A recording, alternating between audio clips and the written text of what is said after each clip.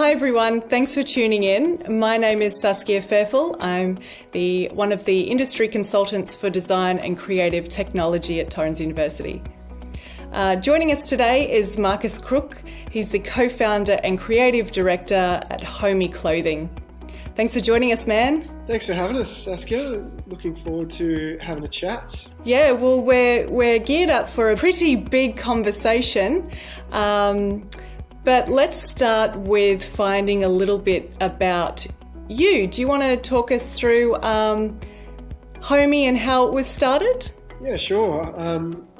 Going back to 2014, which is sort of when Homey sort of kicked off. It started off as just an awareness piece, really, and a Facebook page trying to share the stories of people experiencing homelessness and break down that stigma and raise more awareness around the issue. So 6.5 years later, and the last 18 months or so has been pretty full on for a lot of businesses. How has COVID impacted Homey?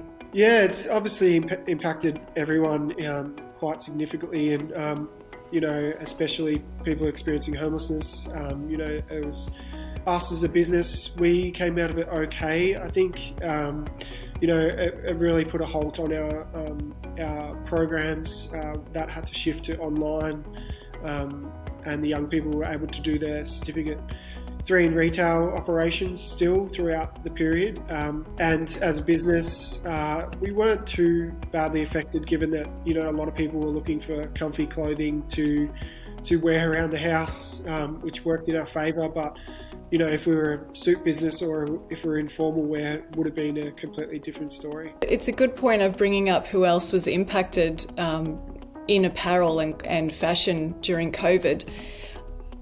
How do you see the industry evolving, and what sort of new business models do you think may emerge because of this complete and utter disruption to many industries, but specifically fashion?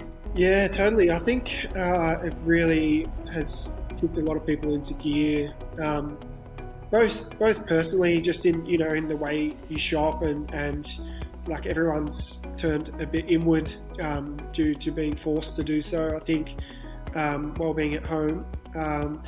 But also, it really emphasises, the fact that you need to go online, and e-commerce is, such a big part of business. I think the shopping experience has sort of changed a lot.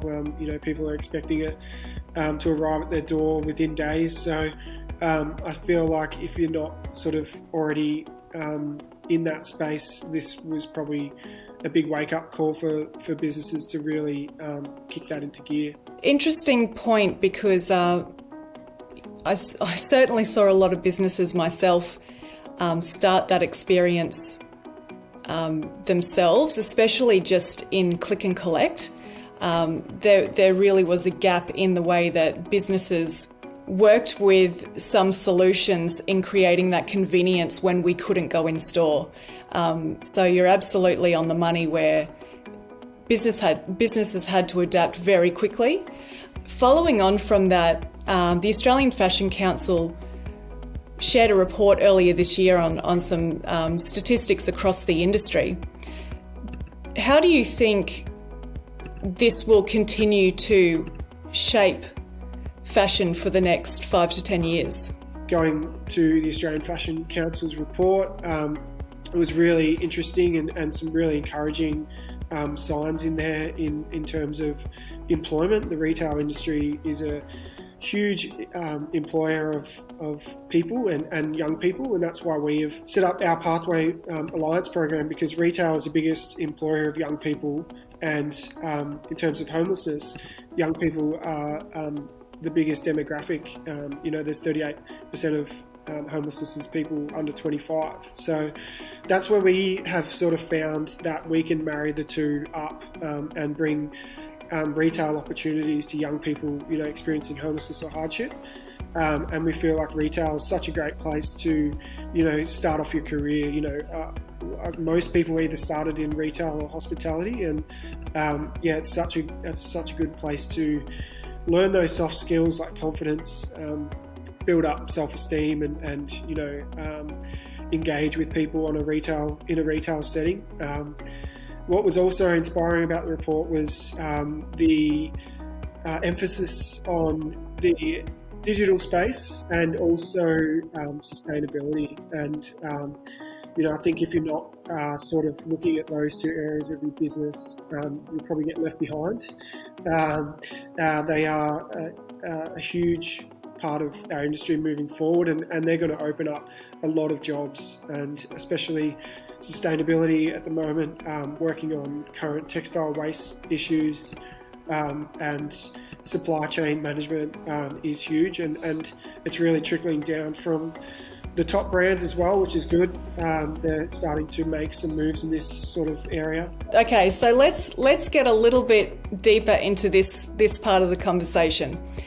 So for those that are studying design, typically the degree you embark on is fashion design, communication and graphic design, interior design, digital media. But you just brought up digital and sustainability. So if someone's studying fashion design, what skills do you think they should incorporate into their tool set that really starts to bridge this knowledge gap from sustainability to digital solutions?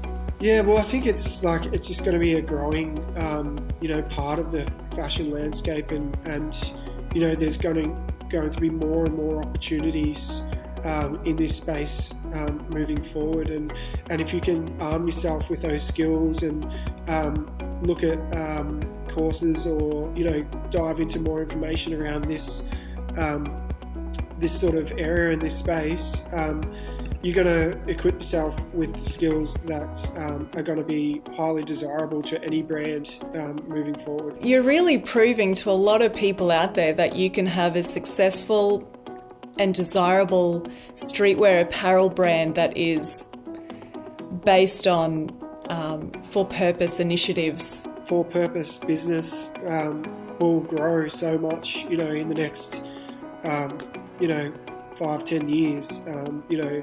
Even the bigger businesses are partnering with not-for-profits and for-purpose businesses, because it's sort of what the community and what society expects now. No longer can you just consume and chew up resources and for a big fat profit for someone's pocket. And it's an exciting space to be in, and I'd encourage anyone, if you're passionate about an issue, to have a crack at it. What advice do you have for future students, Marcus, who want to pursue a similar career to you, or any career in this broad fashion industry of ours? I'd say just to start.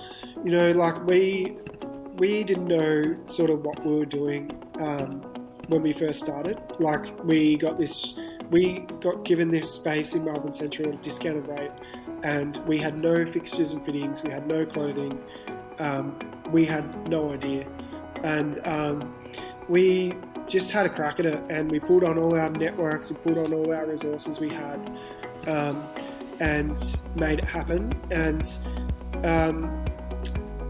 things change and evolve so much during the journey, from where we were when we started to where we are now is a completely different business. And but you can't go through those things unless you start off. The good thing about the three of us when we started was we all had different skill sets, so that really played in our favour, and we were able to get more done in a shorter period of time, and pull on each other's resources. So I'd recommend just starting and having a crack, and you never know where it could take you.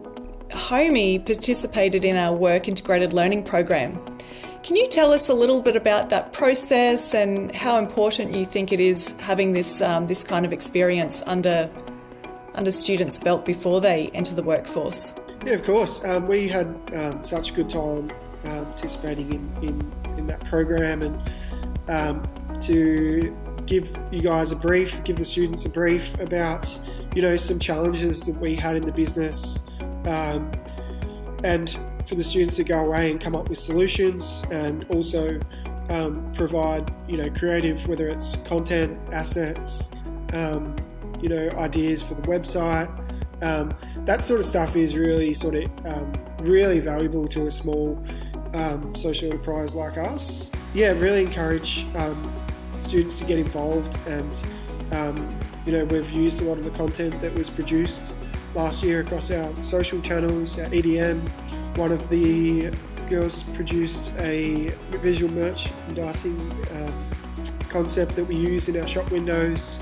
We're really keen to see what ideas come again this year. We're keen to be involved. All right, that's it from us. Thank you so much for joining us, Marcus. That was awesome. Thanks so much, Saskia. Thanks for having us.